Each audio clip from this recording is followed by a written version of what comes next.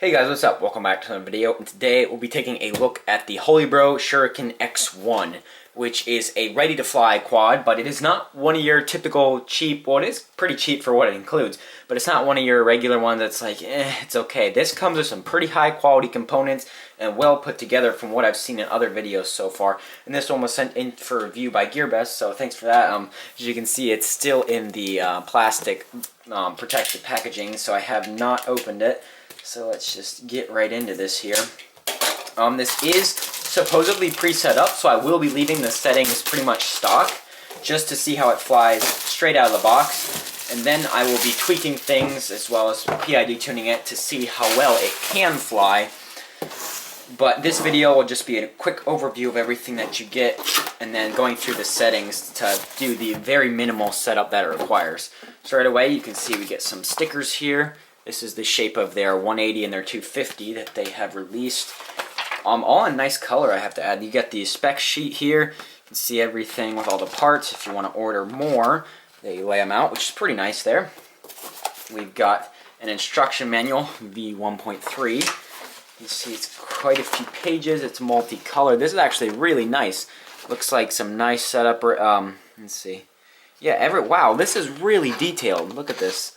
It tells you how to do everything in here, and it looks like there's some pretty decent English in here, and it's all in color. That's awesome. So okay, let's get into this. So here we just have a bag with some zip ties, some connectors, a battery strap. I'm not sure what those, maybe just some spares for you there to change your camera settings. We get some props. These are the HQ 5040 tri-blades that I really like. These are the Mr. Steel edition. I'll talk more about those later though, because I do have some opinions. We get a HolyBro CP antenna, circularly polarized. Nice little dome cap up here. Semi-rigid coax to hold its shape. And interesting, this is awesome. They have a red TPU GoPro session mount in here. It looks like it's pretty much the Creative Dex design. You can see this stuff is TPU, so it's flexible. Let's just see, I have my session here, just to see if it fits. And yep, it just slides right in there pretty tight, and that's awesome that they include a high quality camera mount straight out of the box. If you don't have a session, you're going to have to come up with something else to mount it. They don't include other mounts, but it is very nice that they include that there. And here, just got a little card with some of the channels on it, so your video transmitting channels, so that's nice to include it, because I feel like it's got high quality components that might be a little bit too much for a first time beginner, so I kind of feel like maybe they were marketing it more for, I don't know, maybe organizers that they want to, if they want to have everyone fly the same copter, they can have these. Oh look, and we get a set of props on it, so they were spares that we get. So, let's see, anything else in here? No. Alright, so yeah, like, I'm not really sure because some of the propellers and the motors and everything, it won't be that easy for a beginner to work on, but I mean, not really any copter is. It's such a huge learning experience. So there's the box. So here we have the quad, and let's just take a look at this. Wow, this thing looks really cool in person here. So let's see, it says do not power on without your antenna on first, which is nice that they include that little sticker, because you can't power your quad without putting your antenna on, or else it'll fry your video transmitter. So out here on your ESCs, we have some, I'm not sure of the brand, but it says they are 30 amp BLHeli S ESCs, so they should be multi-shot native. Your motors you get are the T-Motor F40 V2 motors, and now these have... These are 2305 2600 kV motors, as you can see here. So they are very large, well, not the 2305, the extra millimeter in stator, as well as 2600 kV is going to produce a ton of power. These things are going to be crazy fast.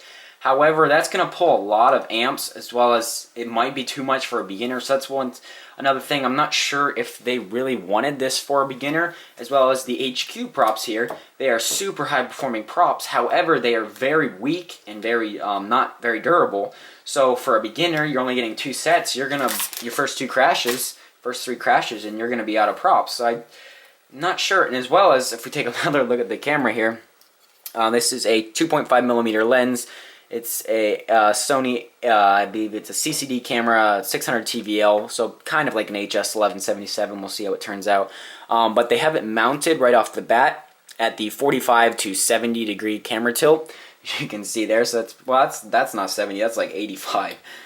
So the minimum you can get is 45. All you have to do to make this lower is remove this standoff here and then place it in this upper hole, and then it'll go down, I believe, 0 to 30 if you put it up there. So another interesting thing that makes me think they didn't really market this for the beginner. Maybe just someone who doesn't want to build their quad. The frame is a true X, as you can see here, and I believe, let me measure it real quick, I'm pretty sure it's 4mm carbon. Yep, that's 4mm carbon along the edges here. You can see it's got nice beveled edges, so it will help stop delamination. And then we have some plates in the middle here. This top plate, the arms all go together, and then we have two top and bottom plates of carbon. Look like the bottom one's 2mm and the top one's 1.5 to help stiffen it up and protect the PDB, which is then bolted to the top. So it is kind of a structural PDB, but you have so much carbon there, I don't think that's really going to be an issue. Another thing to note is that these ESCs are not zip tied down, so maybe that is what these are for. However, they only include 2 zip ties, so I would recommend zip tying these ESCs down to the arms to put them in place there. So the camera mount, it looks like here's our receiver. Alright, so the antennas you see sticking out here are your receiver antennas. They actually come, you choose this when you check out, pre-installed your receiver does. So that's really awesome. I got the Free Sky Edition, which comes with an XSR. They also have, I believe, a Futaba and maybe a Spectrum. I'm not entirely sure, but I know there's Free Sky and Futaba, so that's really nice. You really don't have to open this up, get it set up. And you can see the antenna will just screw on here. So let me put this on. And if you look, there is a 2mm carbon part of the plate here that wraps around the antenna. So that's really nice that you're not going to be snapping off the connector off the PCB here. However, this antenna right here is very stiff now, and in a hard knock you might smash your antenna, rip the antenna off. But I guess ripping the antenna is better than ripping the whole video transmitter, especially if you take a look here, since this is a fully integrated all-in-one power distribution board, flight controller, video transmitter, as well as OSD on there. So there's a lot in there, all in one board, as you can see. You got quite a few things. It looks like maybe this button. Okay, here. So to bind the receiver, I'll go over that in just a little bit. I was going to talk about that, but you can see they have nice little Shuriken X1. I quite like how this looks. It's got a very low profile to it. Just quick, the GoPro mount. It just sits in this cutout here. How well? Okay, that's really nice actually. They the little lip up here on the mount, you can see the lip fits right in and it snugs this. So then you have your camera in there if you're using the session, and then you use this battery strap to go through these holes right here and then tighten that down, so then it can't move either way once it's tight. So that's really nice how they thought about the camera mount there. So in the back we have our USB port, which we're going to be plugging in to check out the settings and configuration. However, there shouldn't be too much we have to do since this is claiming to be ready to fly. And then we've got our video transmitter. You'll be able to see your channels, and I think your power output, I believe it goes from 25, 200, and 600 milliwatt.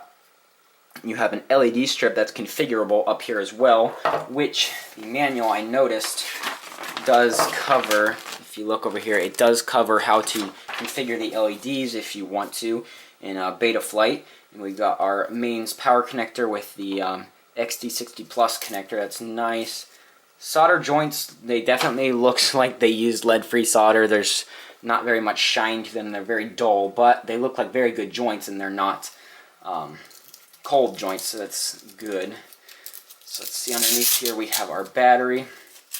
So they come with this little carbon plate, as well as a little rubber thing on the bottom, little rubber pad to help your battery with slipping. So that's nice. Another thing that they thought about, is looking to be a really nice quad. And this will just come up. If I can adjust this, and it doesn't really matter right now, but this little carbon plate will help protect that. And nice, really thick battery strap, so I don't see how you're going to rip this. So, Yes, alright, that seems to be everything for here. I believe the OSD runs minim OSD. I'm not very, this will probably be my, I think this is my first quad that has an OSD. When I built them, I've never used them before. So yeah, that looks pretty good here. So let's get on to the Betaflight setup, and then later will be coming a maiden line of sight flight as well as a tuning video. Actually, no, I won't do that. I'll do a line of sight flight on stock. I'll do a FPV flight on stock to show you how it flies straight out of the box with, I won't be changing any settings other than to set it up. And then I'll be going about the PID tuning just to see how it performs as they say it's ready to fly. So yeah, that was the end of the video here. I quite like this very high component ESCs, very nice quality components. But again, I do question how good of a quad this will be for a beginner, because of the motors are just going to be crazy. For someone, you should probably know what you're doing if you're using these motors, or else there's no point to them. As well as the props. But I mean, props are super easy to switch. It just makes me question if they wanted this similar to their 180 and their 250 to be fully ready for a beginner. So yeah, let's get to the computer setup. Alright, so here we are at the X1. You can see I've got the FPV antenna on and the props off for the next setup steps, so make sure you do that. So let's get into our Tyrannus here, and you can see the custom paint job. If you follow me on Instagram, you'll have seen that. So we're just going to go in, and we're going to create a new model right here. And scroll over. Skip through all this, okay. And now I'm just going to put in the model name X1 real quick.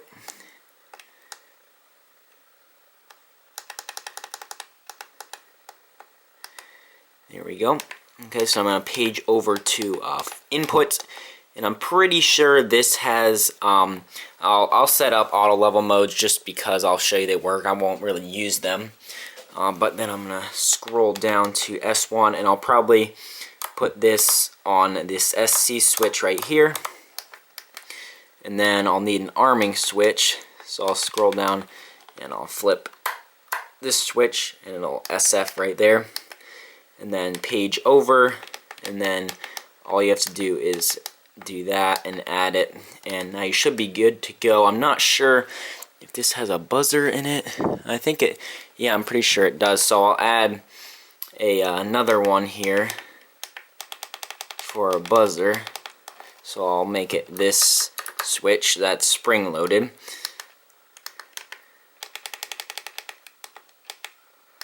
So there we go. So we should be good for that. So now if you go back, you can hit go back into the page, and then you scroll down to the bottom. Should be in D16 mode, and hit bind. And find the bind button on the quad. Where is it? It's over here. As you can see, hopefully this little button, it says bind, and you need to hold that button down while plugging in your battery here. Okay, it's a little tricky to do. Alright, I think I got it. Saw a light over here. Alright. Well, I did something. I definitely have a bind. I'm pretty sure that's what this green light down here is, because if I, well, I don't know, we'll figure it out in the configurator whether I got a bind or not, but I'm going to hit the button again to hopefully set the failsafe. I'm not exactly sure how this works since it's inbuilt, but we should be good, and if we're not, we can check it in the configurator, so let's get to that.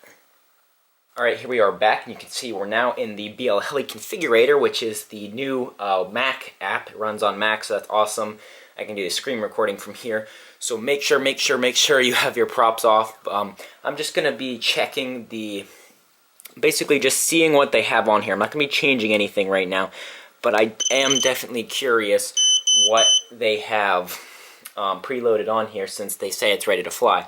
So plug in the USB, then hit connect there, and then plug in your battery. You should only get the first 2 tones there, or 3, and then hit read settings. So you can see these are running BLHeli 14 or 16.4. It's actually pretty recent. I believe there's 16.5 out, but pretty good. You can see the endpoints are calibrated pretty high. They've done manual wiring on here. That's why these are all normal in the direction.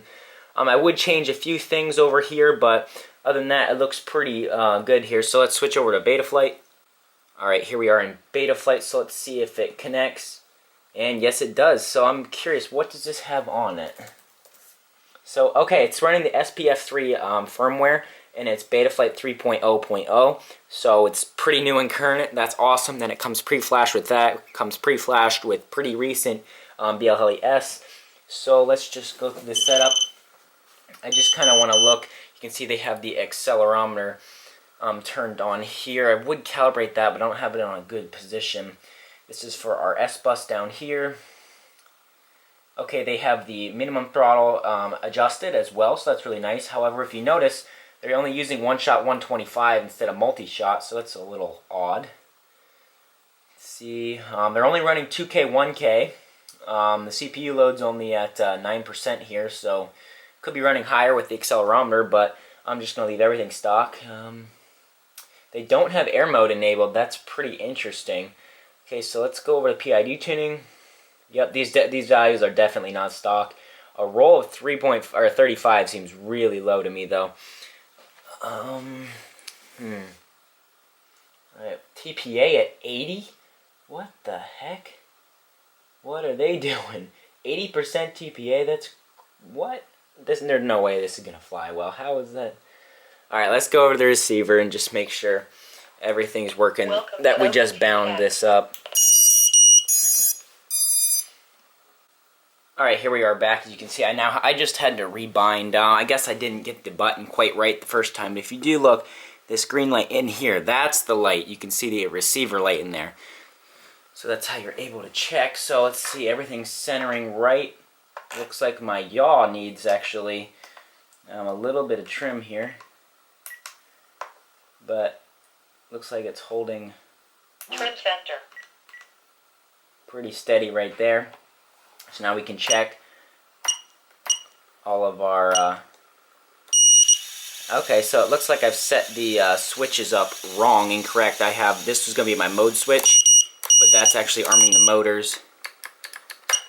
And that's probably changing flight modes. Okay, so let's go over to... this is the only thing you really do have to set up. I mean, not if you set your channels up correctly, you don't, but... so, aux 1 arming, that was on... okay, so it does look like they have air mode on, it's just not as a feature. So I'm going to change this to aux 2, because that is what channel 6 is. That's this switch, which I want arming. So if I want it in the high position, that'll be good there. I want air mode on all the time, so I'll just leave that there. And then angle, they don't have angle set up, interesting, they only have horizon. So I'll put these both on aux 1, and I'm moving this 3-position switch. You can see it move there. And everything else should be good. I'll add beeper, aux 3, because that was channel 7. I set up on this spring-loaded trainer switch back here, so I'll drag this over, and then we'll hit save. Now everything should be good. So this, yep. So now this changes our modes here. This arms the motors, and this holds the beeper on. So that should be just about good. I'm curious to see. They set this at 1040, so I'm curious to see what speed these motors spin at, just to see how smooth these motors and ESCs are. Holy crap, 1015. Look at these motors.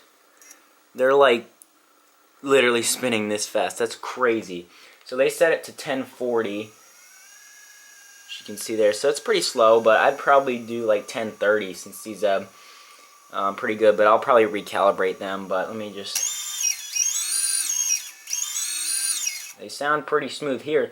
So that should be just about it, because we don't have to change. I'm not going to change anything from stock for this video, just to see how it flies straight off the bat. All I had to do was set up the radio in the modes there. So we should be good. It does look like they have done some data flash. Maybe they've done some black box tuning. I don't know. I'll take a look at that and see if I can find out what they've been doing with this. But yeah, so that should be good enough there. So I'll disconnect and unplug. So that should be the full setup. So next I'll be doing the next video will be a line of sight flight as well as an FPV flight, just to give you a feel of how it flies. Completely stock out of the box, minus the radio setup that you have to do, but that was very simple, as you can see there. and then I'll get on to doing another PID tuning tutorial on this, and then depending on how it goes, it might be one of my main copters, more of maybe a race one with the nice Truex skinny arm design, these insanely powerful motors, and lots of up tilt options with the nice GoPro mount. So yeah, I'm really impressed with this so far. Stay tuned for more, and I will see you in the next video. Bye.